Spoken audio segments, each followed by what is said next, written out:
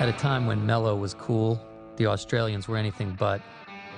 Confident to the point of cockiness, brash beyond belief, their noisy arrival prompted some to wonder just how many Aussies on a small island constituted critical mass. You know, the Australians, when they started coming to the North Shore, you know, and there was like a different mindset on their approach. You know, I mean, our approach was, you go out there, you sort of wait for the best wave. You know, you don't waste your time on those waves. You wait for the best one. You get the best one. You ride it the longest. And then the whole little group of Aussies came over here, and it was like just tear apart anything, catch anything, and just whatever's moving, just rip it to shreds. You know. I just got a bit out of hand. Used to drop in. Used to take a lot of waves. Pissed a lot of people off. My attitude in the water was probably a bit over the top. I definitely took too many waves. Australians are pushy people. I mean, if you know, they like to talk about how great they are and this and that, and I don't know why, but they do. It doesn't matter what sport it is. Aussies like kicking the shit out of other countries. We'll play really, really hard within the rules, as hard as you can go. But at the end of the day, we like to shake hands, have a beer, and it's over. The Australians are very competitive people, almost paranoid. So they compete sometimes in areas where you don't need to compete. You know, I never lost to Australians. Used to beat them regularly. Oh, that really pisses them off.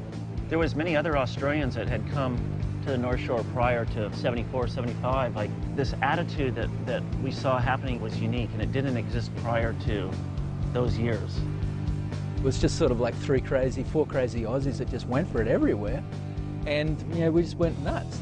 Because when you're brought up in Australia and you're a young grom, you get worked by the older guys.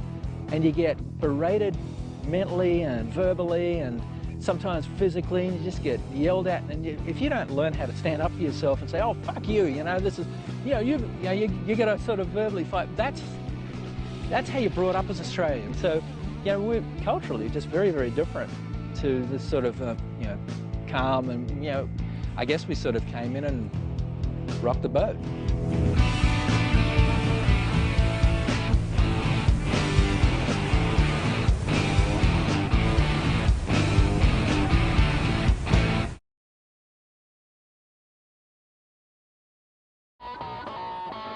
A handful of surfers in the world might have been scraping a living out of doing what they loved. But for most, the concept of a professional surfer was somewhat abstract, even a little contradictory. Surfing reflected sort of a counterculture idea, that there was this mainstream way of doing things and looking at things, and the coolest of the cool would kind of forego, you know, our normal job, and let's just kind of escape and get away from normal society. And that was kind of what's going on. And then this new group came along and said, no, we're not going to do that at all. In fact, we want to bring professionalism. We want to make surfing into a sport. And everyone turned around and just went, they want to do what? There was no such thing as pro surfers, because you couldn't make a living from pro surfing. It was more of a fantasy to get paid to surf. The sport had no structure. We were just a rabble. There was a few contests here and there, but there was no organized circuit. There was no organized really schedule. Somebody was talking about a surf contest they want a can of Spam and like a 6-pack of Coke or something. It was pretty simple. A professional surfer back then was pretty basic, and if you could pay your rent or pay your mortgage and travel a little bit, that was it. That was max.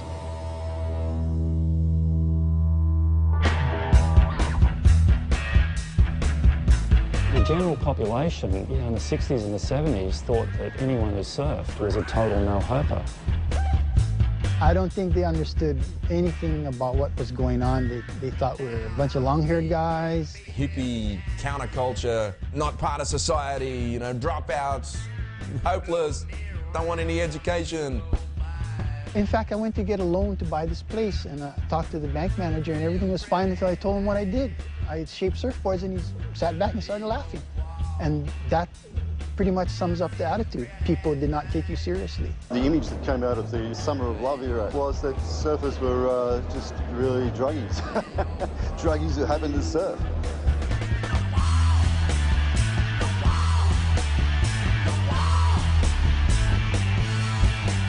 From a very early age, I wanted to change surfing. I just wanted to be able to walk down the street in Coolangatta and have respect as a surfer, nothing more.